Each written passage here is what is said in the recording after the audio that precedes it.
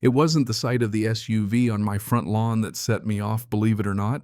It was Karen, red-faced American flag apron, tied crooked over her jeans, barbecue tongs waving in one hand, a sloshy glass of boxed wine in the other, dancing around like the queen of the cul-de-sac, yelling to her guests that my driveway was now community overflow parking. Yeah, that's how it started. And right then, her son, Brad, grown man, mind you, but the emotional age of a golden retriever came roaring up in his jacked-up pickup, double parked behind her, boxed my sedan in like it was freight in a loading dock. He stuck a VIP sticker on my hood and popped open a beer, smirking at me like it was all a joke. Now I'm standing there, hands white-knuckled around a binder of city planning documents, already late for a meeting I'd been fighting to get for months, and watching Brad slap the hood of my car like he owned the place. I'm telling you, my blood pressure could have powered the whole block. This wasn't new. I'd moved into this quiet neighborhood 2 months earlier, thinking about peaceful evenings, lawn sprinklers, the sound of kids playing, just your American dream kind of stuff. Instead, I landed right in Karen's kingdom. Self-appointed president of the HOA, self-styled queen of the block, but really just someone whose sense of entitlement was only rivaled by her son's absolute disregard for any boundary that wasn't painted yellow. Brad, mind you, didn't even officially live with Karen. He just treated both our front lawns like his own personal truck stop. And their stunts ranged from petty to dangerous, like the time I found Brad draining oil into the storm gutter in front of my place. When I called him out, he just grinned, offered me a breakfast sandwich, and said, "It's biodegradable, bro." Karen, hearing this, nodded like her kid was some sort of eco-genius. I tried civility at first, a note on the windshield, a gentle knock on the door, even a conversation about respecting private property. But that only works if the other side has a shred of shame. Karen just smiled and told me not to be so selfish, that community means sharing space. When I pointed out that I literally couldn't leave my house because of how they'd parked, she shrugged and said that sounded like a scheduling problem. Things simmered, but never settled. Brad parked wherever, whenever. Karen's impromptu HOA mixers choked up half the street. Complaints to the board went nowhere. They were all her friends, surprise, surprise. Still, I documented everything. Photos, bylaw printouts, city codes.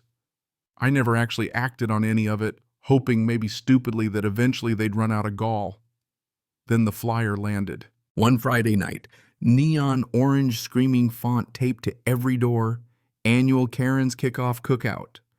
All respectable residents invited, park freely. Community spirit means sharing driveways. That same night, I found a sticky note on my mailbox. "Jordan, please move your car. Saturday from noon to 8 p.m. to make room for guests. Appreciate you, Kay." No, please, no question, just an order. That was the line. I didn't respond. I didn't move my car. I started planning. Saturday morning, hot as a skillet. From my kitchen, I watched folding chairs and plastic tables fill her yard. Brad lugged coolers 1, 2, 3, then a massive Bluetooth speaker right up to the property line.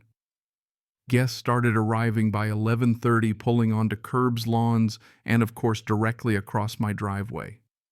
Karen was barking orders, flag apron, flapping sunglasses, perched high, directing Brad to block me in with his truck again.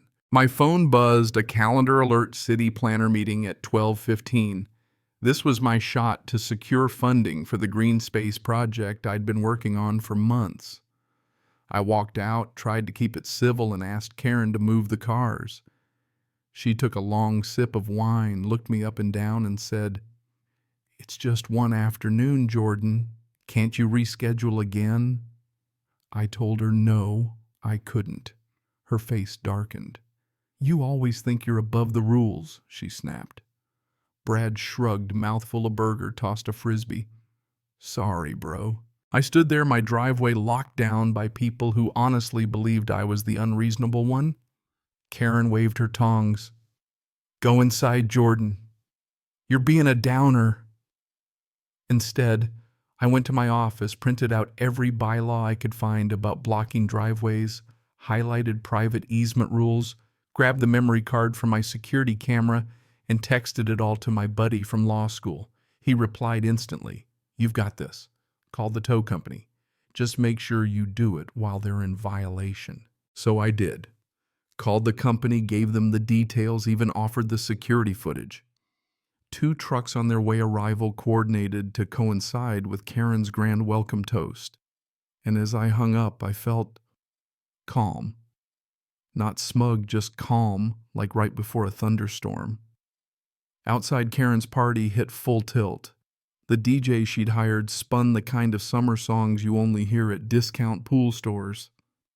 Brad, now shirtless and pink with sunburn, tried to start a beer-chugging contest. My driveway stayed hostage. I prepped everything, printed bylaws, highlighted codes, stuck them on my front door with a note. Notice of violation documented and enforced. Just a little appetizer. The city planner texted laughing emoji, said to keep him posted about my driveway drama. Yeah, even he was entertained. About 45 minutes and the party's organization unraveled. Cars jammed the curb. People started looking for spaces. 2 teens scraped the curb trying to wedge in another vehicle, gave up, left it awkwardly parked half on the grass. I sent a final picture to the tow company timestamp, clear blockage people treating my driveway like a public plaza. "Perfect," came the reply. 10 minutes. I stepped out with my iced tea, leaned on my porch rail. Karen caught my eye. "Change your mind about joining us," she called saccharine as ever. I smiled. "Oh, I'll be part of it soon enough." She looked confused, shrugged. Brad was doing some kind of shirtless dance, holding a burger in each hand. Then I heard it deep diesel rumble from around the corner. 2 flatbed tow trucks, hazard lights blinking, rolled up in sync.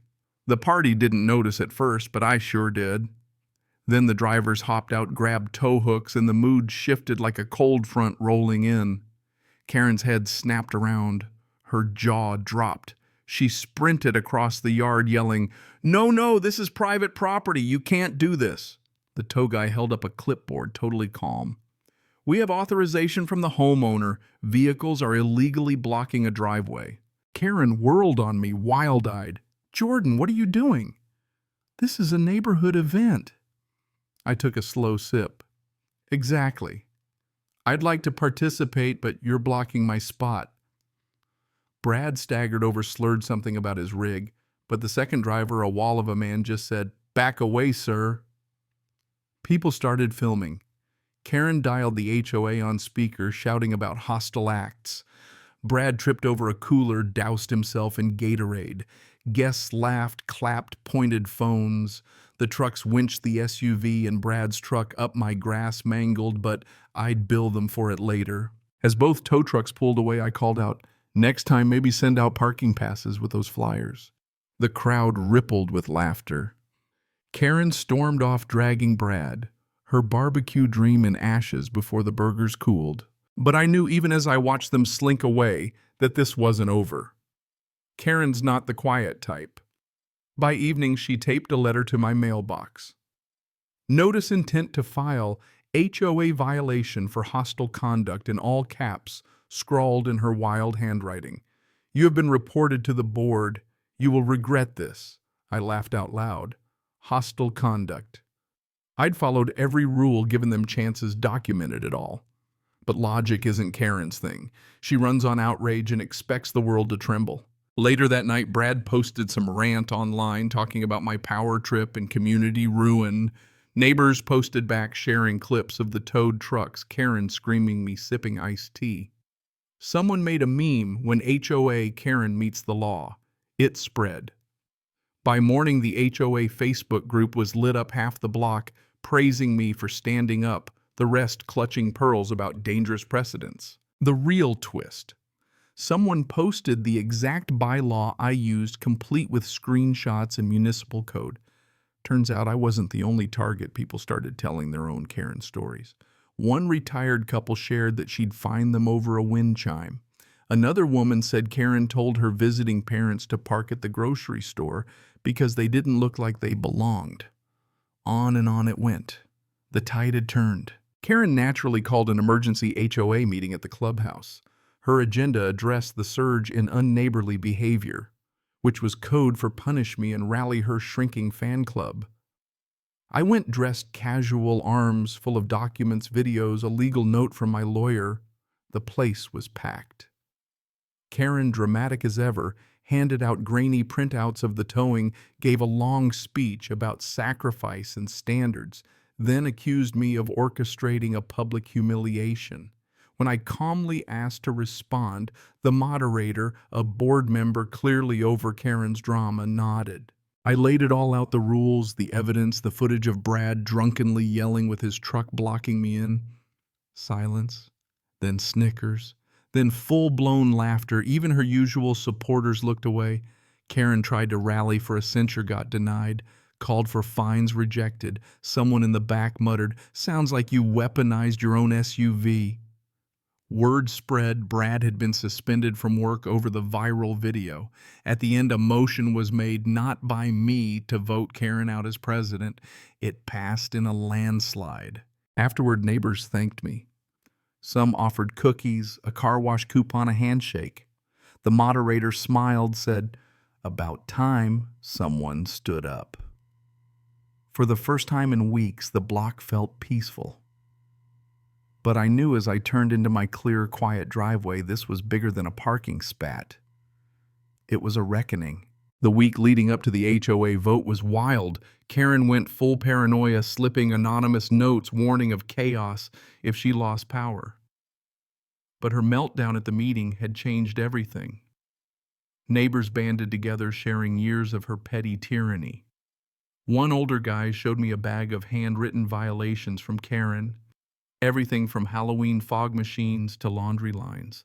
The double standards were too much to ignore. On voting night, the clubhouse was standing room only. Karen made a dramatic speech about tradition and sacrifice, even accused half the room of being misled by gossip. Brad glared, counting ballots. The final tally wasn't even close. Karen lost every board seat turned over. She stood there stunned. Brad muttered about lawyers. The board thanked her for her service and asked for her keys. Outside, people celebrated in clusters. For once, nobody flinched when a car drove by. A few days later, a moving truck showed up at Karen's place.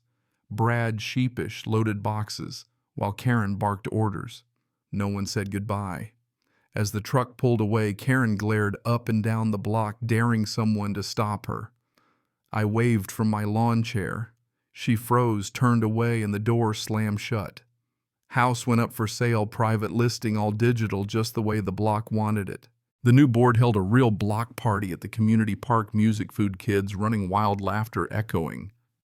Folks thanked me for standing up, but the truth was, I just stopped letting myself be stepped on. The real change came when everyone else did too.